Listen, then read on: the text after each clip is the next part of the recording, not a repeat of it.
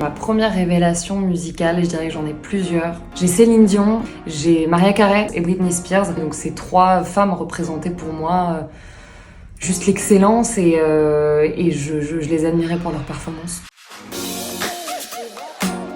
Bonjour, je suis Marine Bassé, de mon nom de scène Tessadé. Je suis chanteuse, autrice, compositrice et comédienne.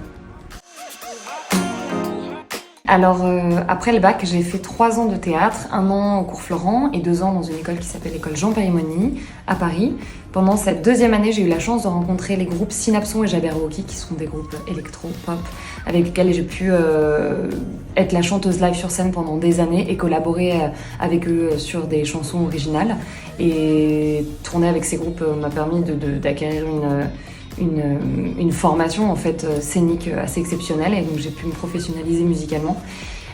Puis j'ai rencontré Benny Adam qui est un producteur avec qui j'ai fait et créé mes premières chansons pour mon projet en français. Et donc par la suite j'ai pu sortir mon EP Dans ma tête qui est sorti il y a quelques années et là cette année j'ai sorti un EP, j'ai collaboré avec Moziman et avec MKL sur cet EP. Cet EP il s'appelle Héroïne, il est sorti il y a quelques mois et en ce moment même je travaille sur mon premier album avec le producteur François Henry. Alors ma première révélation musicale, je dirais que j'en ai plusieurs. J'ai Céline Dion, parce que ma mère l'écoutait tout le temps, donc j'ai écouté et je pense que mon oreille a été éduquée à sa voix depuis que je suis enfant.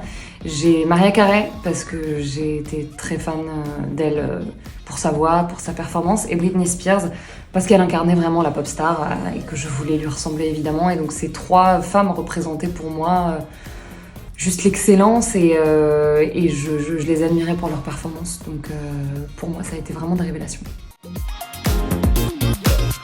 Alors je vais parler du film Burlesque avec Christina Aguilera et Cher qui est sorti en 2010, il me semble que j'avais 15-16 ans. Et ça a vraiment été une révélation, en l'occurrence pour moi, et un espoir parce qu'il symbolisait tous mes rêves et tous les rêves que j'avais envie d'accomplir à ce moment-là. Il parle d'une jeune fille qui part de son village pour rejoindre Los Angeles et vivre ses rêves. Et en l'occurrence, elle se fait repérer dans un bar avec sa voix hors norme. Donc voilà, évidemment, je m'identifiais à elle et puis j'avais vraiment envie de reproduire ce qu'elle a vécu dans ce film. Donc ça a été une révélation, ce film. La pop culture, pour moi, je dirais que c'est la culture du moment présent. C'est s'imprégner des courants actuels. Moi, quand je compose de la musique, je m'inspire de ce que j'ai écouté dans le passé, mais je m'inspire aussi de ce que j'écoute maintenant. Se nourrir du monde qui nous entoure, quoi. Je dirais que c'est ça la pop culture.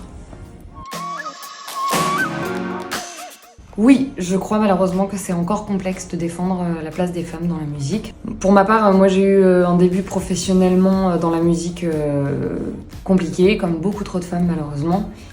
Mais suite à ça, j'ai quand même rencontré des gens tellement sains, bienveillants, qui m'ont élevée, que j'ai admiré et qui m'ont un peu soignée, quoi, et qui ont rendu mon chemin vraiment plus agréable. Donc je souhaite vraiment ça à toutes les femmes.